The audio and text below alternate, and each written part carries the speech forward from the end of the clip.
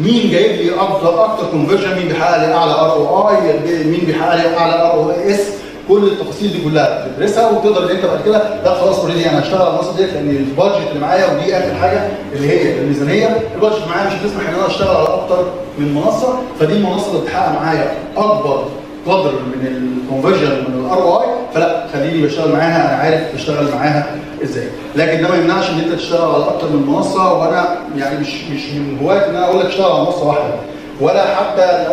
لو معاك بادجت ومعاك ميزانيه كويسه لا اشتغل على اكتر من منصه ووزع، وحتى لو منصه ما بتجيبلكش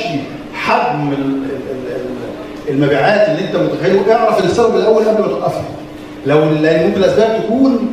يعني مالهاش دعوه بالاعلان، زي ما استاذ عادل قال، ممكن الاعلان يبقى كويس جدا، لكن الجزء الخاص بالاوبريشن والوسيله اللي انت بتخلي الناس تدفع بيها والتفاصيل